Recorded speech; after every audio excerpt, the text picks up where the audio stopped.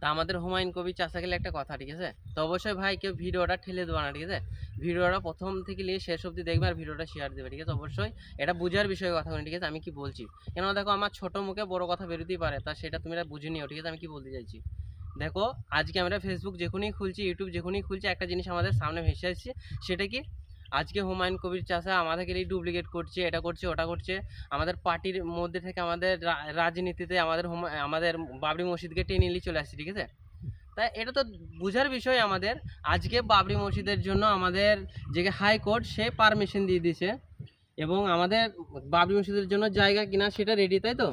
তা দেখো সব কিছু রেডি হওয়ার সত্ত্বেও আজও কেন আমাদের বাবরি মসজিদ এখন অবধি চালু হলো না? কি কারণে? চালুটা কিসের জন্য না? টাকা পয়সা, সেখানে ইট বালি পাথর সব কিছু তো সেখানে পড়ে গেছে, চালু করলেই তো পারে। সেখানে না কোনো ড্রয়িং আছে, না কোনো ছক আছে যে এই ছকে এইভাবে হবে।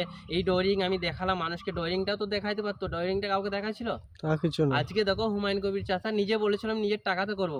আজকে অনেক মানুষ তাকে হেল্প করেছে, অনেক মানুষ, মুসলিম ধর্মের মানুষ, মুসলিম হিন্দু ধর্মের মানুষ, সকলেই সেখানে দান করেছে, সকলেই সাহায্য করেছে, ঠিক আছে?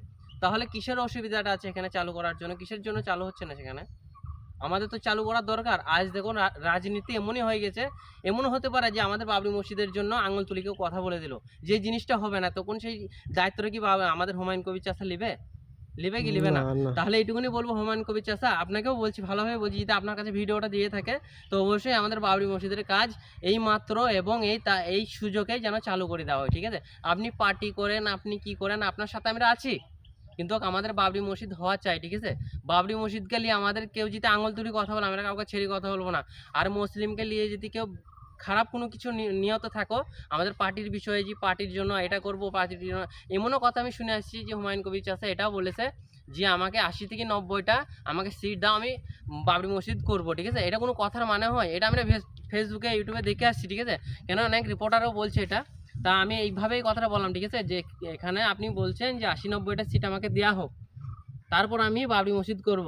কেন আপনি তো নিজে থেকে বলেছিলেন যে আমি বাবরি মসজিদ করব, আমার নিজস্ব টাকায় করব, নিজের জমিতে করব। তাহলে আজকে তো আপনাকে অনেক মানুষ হেল্প করছে, তাহলে আপনি কেন করছেন না আমাদের বাবরি মসজিদ? আপনি চালু করে দেন, আমরা অনেক খুশি হব। আপনি চালু করে দেন, তারপর আপনি পার্টির সাথে লড়বেন না পার্টি করবেন সেটা আপনার বিষয়। আপনাকে খারাপভাবে বলছি না, আপনি একটু বুঝেন, ঠিক আছে? আমাদের মুসলিম ধর্মের মানুষকে অনেকভাবে কথা শুনতে হচ্ছে। কেটে দাও, কেন ওটা কেটে দাও, কেটে দিছ?